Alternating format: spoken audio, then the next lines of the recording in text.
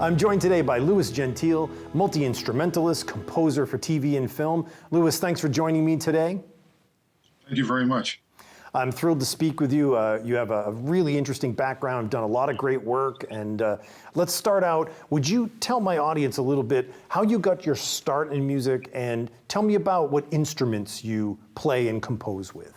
I started playing the guitar when I was about 17, 18 years old. And then from there, I just studied quite a bit. I was lucky. I got to do a lot of work, a lot of playing work. I was a full-time player for a very long time. So I was doing that quite a bit. I was out in Nashville for a while. And, I double on pedal steel. I do a lot with pedal steel. That's been really good too. And that's basically it. What happened was, I guess about 15, 20 years ago, there was an ad that I saw that they were looking for music library stuff, and it was a relatively new field back then.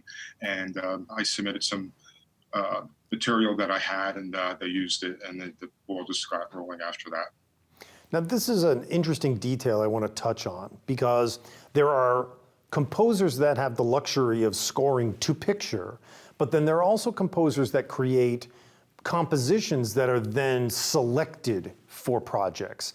Tell me how it's different composing straight for picture versus composing for a music library. That's a really good question. First of all, I liked writing right to picture, because I look at the picture and it just tells me something. I get an impression from it. So that's definitely helpful. With music library stuff, they generally they tell you what they want. Like, for instance, they'll say that the cue has to be a minute and a half long at so many beats per minute or something like that. And then they start to categorize it. Like, I think of Harpo like this. They'll have like hip, inspirational, and they'll say a couple of all these different categories of music that they can just readily put in and edit real quick. So they basically, I would say, to answer your question, is that the big difference is that you're basically writing something that's going to be able just to place that, and they usually tell you exactly what they want. Whereas with writing the picture, usually working with the filmmaker, and then they're telling you what, they'll say, oh, I think the music should be there, and it should go in and out, and it could be something real short, it could be something, long, all that kind of stuff. So.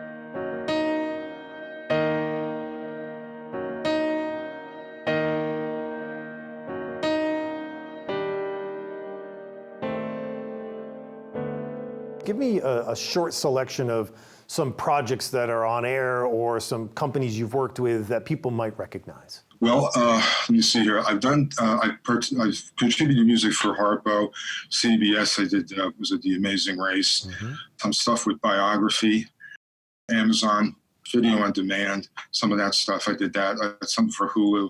Now, speaking of recognizable projects, the Uncle Floyd Show. Tell me what you did for the Uncle Floyd Show. Well, yeah. That was a while ago when Uncle Floyd was on New Jersey Network. Sure. I was in a band called Stars End, and we got a chance to be on his show, and then I did something with he came at a store that I was working at, and he was there, and that was the second time that we did that. Yeah, that was a while ago. Yeah. What advice would you have for young musicians or composers coming into the business, because it's changed so much? What advice might you have for people who are aspiring to compose for picture?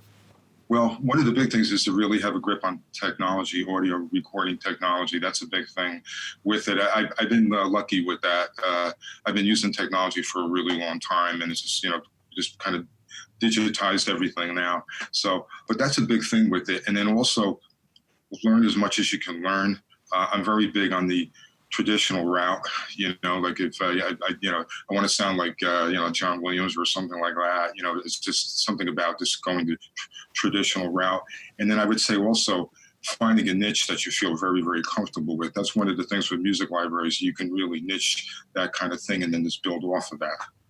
That's an excellent point. I want to come back around to your guitar playing because so many times composers' work is influenced by the instruments that they play. Now, guitar is one thing, but you also have that pedal steel experience, which is an incredible instrument, very emotive, very versatile. How do you think being a guitar player and a pedal steel player influences your composition?